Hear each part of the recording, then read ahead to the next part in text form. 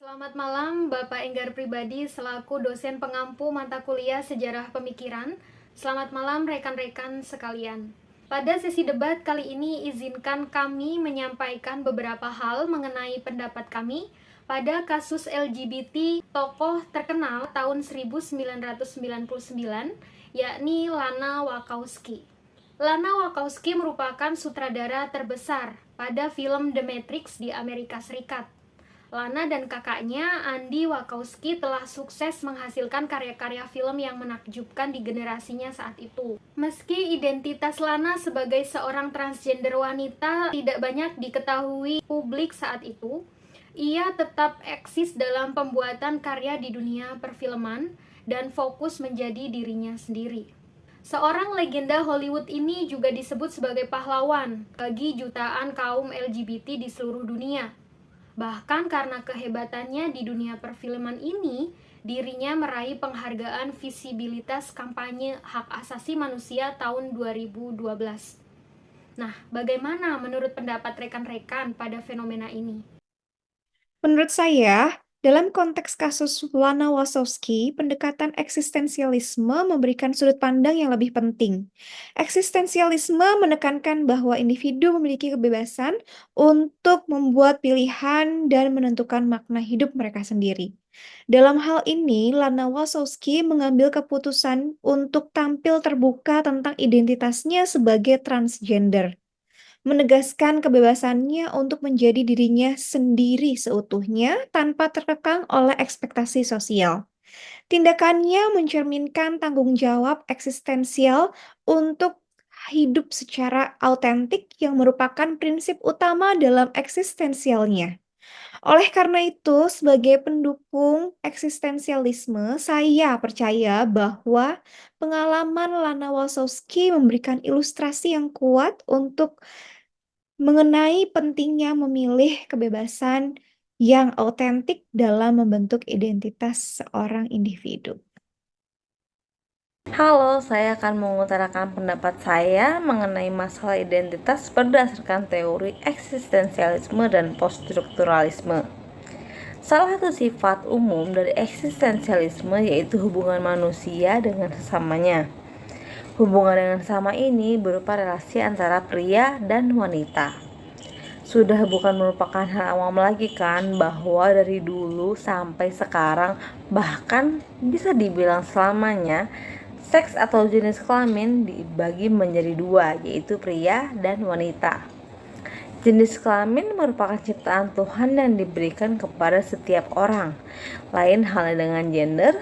Gender bukan merupakan kode Tuhan karena manusia dapat mengubah gendernya sendiri. Perubahan gender ini berkaitan dengan pandangan eksistensialisme. Eksistensialisme menegaskan bahwa manusia memiliki kebebasan dalam memilih identitasnya masing-masing.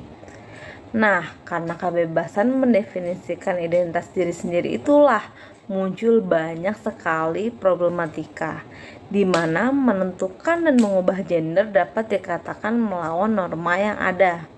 Salah satu contohnya dapat dilihat pada kasus Lana. Dalam interviewnya yang ditulis di laman theguardian.com, Lana bercerita bahwa sedari kecil ia selalu bingung dalam memilih circle pertemanannya. Ia tidak tahu tempat yang tepat untuknya, apakah perempuan atau laki-laki. Semenjak ia mengumumkan ke publik bahwa ia seorang transgender, Lana merasa lebih nyaman dan bahagia menjadi wanita. Namun, saya sangat tidak setuju dengan hal yang ia lakukan, karena banyak orang yang mengubah gendernya dan justru melawan hak orang lain. Contohnya, ketika terdapat atlet transgender yang mengikuti perlombaan antar pemain wanita, padahal secara nature ia merupakan laki-laki.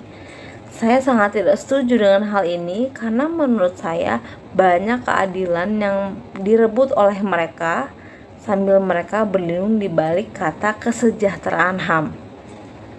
Michael Foucault yang merupakan salah satu contoh poststrukturalisme beranggapan bahwa ciri-ciri alamiah pada tubuh laki-laki dan perempuan bisa memiliki makna yang berbeda dalam tataran kebudayaan yang berbeda. Lagi-lagi saya tidak setuju dengan hal itu karena menurut saya budaya dapat membentuk moral kita sebagai manusia dan menjadi transgender merupakan hal yang melenceng dari norma yang ada. Halo, saya akan mereview mengenai kasus Lana Wachowski, di mana saya pro dengan keputusan beliau. Menurut paham eksistensialisme dan poststrukturalisme. Menurut paham eksistensialisme, masalah identitas gender muncul dari kebebasan individu untuk mendefinisikan diri mereka sendiri. Hal ini berbeda dengan pandangan tradisional yang mendefinisikan gender berdasarkan faktor biologis dan sosial. Eksistensialisme menekankan bahwa individu memiliki mempunyai kebebasan individu untuk menentukan identitas mereka sendiri. Namun pilihan ini sih sebenarnya tidak sepenuhnya bebas karena masih terkait dengan masalah-masalah kondisi seperti tubuh biologis dan juga norma sosial. Proses konstruksi identitas gender ini bisa penuh dengan kecemasan dan ketidakpastian. Kita mungkin meragukan pilihan kita dan merasa tertekan untuk menyesuaikan dengan diri dengan norma-norma sosial. Lana merasakan hal ini juga, bahkan berniat untuk bunuh diri dikarenakan merasa dirinya yang putus asa, depresi dengan tidak bisa menjadi dirinya yang sesungguhnya. Ini kita bisa lihat dari dia menulis surat sampai 4 lembar untuk orang tuanya sebagai surat wasiat dan berniat bunuh diri di stasiun kereta api. Dengan eksistensialisme kan menegaskan bahwa kita masing-masing bertanggung jawab atas menemukan makna hidup kita sendiri. Bagi Lana, transisi gender merupakan bagian penting untuk menemukan makna hidup Lana. Lana yang terakhir sebagai laki-laki tetapi merasa lebih nyaman dengan identitas perempuan mungkin mengalami ketegangan antara identitas biologis dan identitas gendernya. Tetapi diterimanya Lana secara keseluruhan oleh orang tua dan saudara-saudaranya membuat Lana menemukan makna hidupnya sehingga dia bisa menjalaninya dengan baik. Kalau menurut poststrukturalisme, hal ini disebabkan oleh wacana, ya merupakan sistem pemikiran dan praktik yang mengatur apa yang bisa dikatakan, apa yang dipikirkan. Wacana mengenai gender menetapkan norma biner, laki-laki atau perempuan itu dan mengontrol bagaimana mereka harus memahami identitas mereka secara tidak sadar dipengaruhi oleh wacana dominan ini. Kekuasaan beroperasi melalui wacana dan wacana gender menegakkan hubungan kekuasaan tertentu. Misalnya identitas maskulin mungkin dianggap lebih dominan daripada feminin. Dengan mengatur bagaimana wanita berpakaian dan bagaimana pria harus berpakaian juga seperti Lana rasakan saat tidak bersekolah lagi di sekolah negeri. Lana juga sangat menyukai bergaul dengan para gadis-gadis di sekolahnya. Itu aja pendapat dari saya. Terima kasih. Kisah Lana Wachowski memunculkan perdebatan dari berbagai sudut pandang, terutama dalam kaitannya dengan persoalan identitas gender. Mari kita bahas perdebatan singkat antara dua kubu yang berbeda. Yang pertama ada kubu eksistensialisme.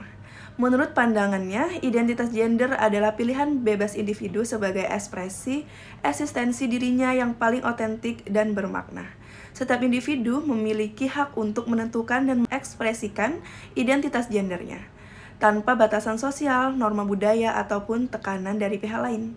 Tindakan Lana Wachowski untuk terbuka sebagai seorang transgender merupakan perwujudan keberanian dalam menegaskan eksistensi yang sejatinya pada dunia. Oleh karena itu, dalam sudut pandang saya, tidak menerima dan tidak menyetujui adanya penerimaan LGBT. Walaupun menurut pandangan eksistensialisme, setiap individu bebas mengekspresikan dirinya, namun itu tidak sesuai dengan norma masyarakat dan akan menjadikan dampak buruk bagi lingkungan serta penerus bangsa jika LGBT terus dinormalisasikan. Selamat datang di video kami yang membahas tentang pentingnya penerimaan dan keberagaman identitas gender melalui kisah inspiratifnya dari Lana Wachowski. Lana Wachowski ini seorang sutradara terkemuka dan tokoh transgender yang berani mengekspresikan dirinya secara otentik. Jadi ringkasan kasusnya, Lana Wachowski ini salah satu sutradara fenomenal di balik suksesnya film Matrix. Akhirnya dia mengungkapkan identitas transgendernya dalam pidato bersejarah tahun 2012 dan kisahnya membuka diskusi tentang kompleksitas identitas gender dan pentingnya menerima diri sendiri. Namun dari hal itu akhirnya ada perdebatan antara eksistensialisme dan poststruktualisme. Jadi debat ini akhirnya mempertemukan dua pandangan yang berbeda. Eksistensialisme ini memandang identitas gender itu sebagai pilihan bebas dari individu. Sementara kalau poststruktualisme ini melihatnya sebagai konstruksi sosial yang terbentuk melalui diskursus kekuasaan. Jadi argumentasi kedua sisi ini mengungkapkan bagaimana masyarakat mempengaruhi persepsi kita tentang gender. Kemudian dari hal ini tentu ada implikasi dan pemikiran akhir. Jadi perdebatan ini mengingatkan kita tentang pentingnya menghargai keberagaman dan penerimaan diri. Lana Wachowski ini dengan keberaniannya menunjukkan bahwa setiap individu itu memiliki hak untuk menentukan dan mengekspresikan identitas dirinya tanpa rasa takut dan rasa diskriminasi dari lingkungan sekitar.